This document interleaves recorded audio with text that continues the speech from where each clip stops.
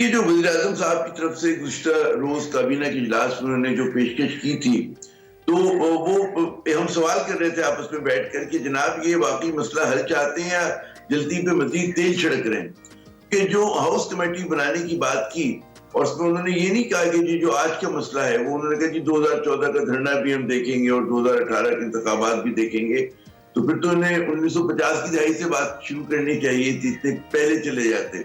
ज़ाहिर है कि इसका मकसद ये था कि हुकूमत जो है सिर्फ अपनी दिखाना ये चाहती कि मुज़ाकरात के लिए तैयार है, लेकिन मसला हल करने में संजीदा नहीं है। ये जो इशू है उसके ऊपर बात करने से वो गुरेज कर रहे हैं। बड़ा एक है भाई, एक अगर आप जुडिशल कमीशन बना देते कोई क़यामत नहीं टूट पड़ती, सीनियर मोस्ट जजेस पे मुश्तमिल। उसमें आप तहकीक करनी ना ये बात की जी 9 मई के वाक़यात कैसे हुए थे? क्या वजह थी कि पुलिस जो थी मुट्ठी भर मुजाहिरीन को नहीं रोक पाई? तो पुलिस का क्या किरदार था? वो तमाम चीजें उसके एम्बिट में आ सकती थी, टीओआर्स आप डिस्कस कर सकते थे। लेकिन हम देख रहे हैं कि नहीं, किसी तरह 27 नवंबर के वाकयात पर जो है इतराज़ात थे उस पर बात हो सकती थी।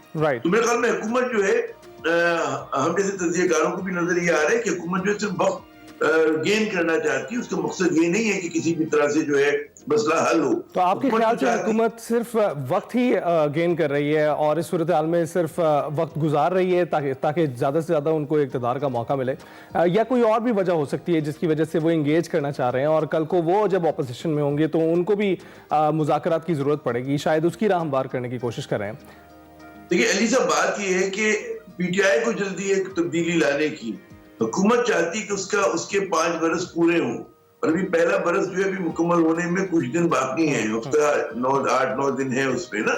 ज़ाहिर हुकूमत दबाव का शिकार है, एक नॉर्मल हालात नहीं है पाकिस्तान में। हम ये देख रहे हैं कि जो मुज़ाकरात शुरू हुए थे वो नॉर्मल हालात में नहीं हुए थे।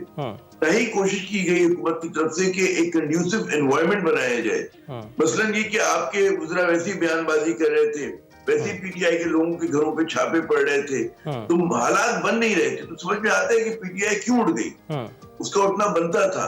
ज़ाहिर है कि वो सिर्फ ये नहीं होता कि निशिस्तन गुफ्तन बर्खास्तन वाली बात नहीं हो रही है, वहां पर बैठ के कोई नतीजा तेज अगर नहीं हो रही है। मसले मतलब जुडिशल कमीशन कोई फैसला कल तो नहीं करना था, बनता उसके टीओआर तय होते, उसकी बातें होती, और ज़ाहिर है कि इसी तरह हमें पता है पाकिस्तान जैसे मुल्क में जो है जाली केसेस बहुत बनते हैं, ठीक है ना। और उसके अंदर अब हुकूमत ये कर सकती थी कि यार 2-4-6 जिन लोगों के खिलाफ जाली केस है, मैं ये नहीं कह रहा कि जेन्युइन लोगों को आप छोड़ दे, लेकिन जाली केसेस को आप छोड़ सकते थे। तो वो नहीं हुआ।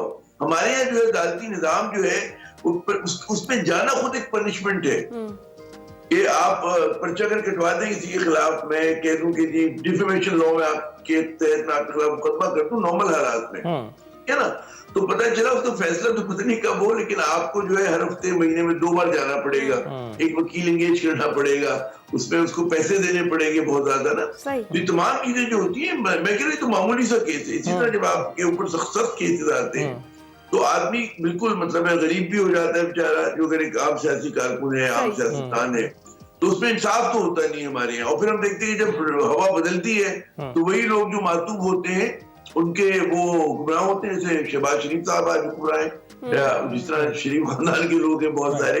तो ये सूरत हाल है जी। तो आमिर साहब, आपको नहीं लगता, जिस तरह से आपने बात की, आपने दुरुस्त बात की, लेकिन अगर पाकिस्तान तहरीक-ए-इंसाफ चौथे दौर के लिए राजी हो जाती, बैठ जाती और फिर आकर ऐलान करती कि जी हमारे मुतालिबात तस्लीम नहीं किए गए और हमारी बात जो है वो नहीं मानी गई, तो वो ज्यादा मौसर होता? मैंने भी ये सवाल कई पीटीआई के सीनियर रहनुमाओं से किया कि जी आपने क्या जल्दबाजी का सबूत दिया, क्या आपने बेसब्रेपन का सबूत दिया, क्यों नहीं बैठे, आपने क्यों नहीं उनके तहरीरी जवाब का इंतजार किया। तो उनका कहना ये था कि जी हमें इशारे जो मिल रहे थे उसमें ये था कि सिर्फ वक्त का ज़िया है, हमें वहां जाके कि सरकारी खर्चे पे चाय नहीं पीनी थी और बिस्किट नहीं खाने थे, ठीक है ना। तो ये उनका मौका पे जाहिर है कि अब क्या कर सकते हैं कि इस वक्त जो है मैं नहीं समझता कि दोनों तरफ से हुकूमत, लेकिन हम देखिए किसी भी तरह के क्राइसिस में हुकूमत की ज्यादा जिम्मेदारी होती है। हुकूमत पे ये फर्ज होता है कि तलखियों को कम करे और सोल्यूशन निकाले।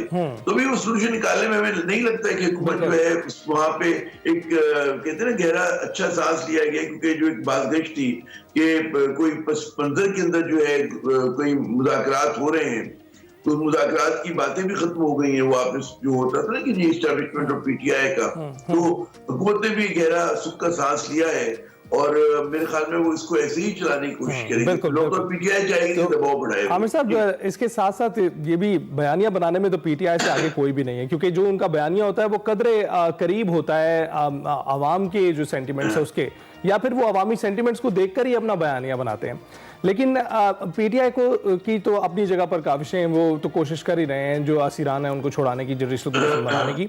हुकूमत इस वक्त मुश्किल में इसलिए भी दिखाई देती है कि उनके इत्तेहादी अब आपस में बातें करने लगे हैं। एमकेएम के बयान आने शुरू हो गए हैं, पीपीपी और एमकेएम, उनमें जुमलेबाजी शुरू हो चुकी है और हुकूमत की पॉलिसी पर भी तनकीद करते हुए दिखाई देते हैं बिलावल भुट्टो जरदारी। तो आप क्या समझते हैं, क्या उनकी सिचुएशन अपने इत्तेहादियों को लेकर कमजोर हो रही है, जबकि दूसरी जानी पीटीआई दिखाई देती है ग्रैंड अलायंस बना रही है, तहफ़्फ़ुज़ आईन पाकिस्तान की बात कर रही है?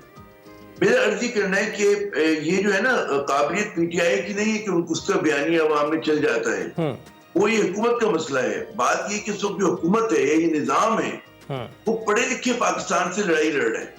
राइट, जब मैं कहता हूँ पढ़े लिखे पाकिस्तान से लड़ाई लड़ रहा है, तो आप ये देखें, सिंध की आप बात करें, सिंध में असातिज़ा जो हैं वो सरापा एहतजाज है सरकारी यूनिवर्सिटीज के, 12-13 रोज से क्लासेस नहीं हुई, क्योंकि ये निजाम जो है वो कह रहा है कि जी हम ब्यूरोक्रेट्स को वाइस चांसलर लगाएंगे।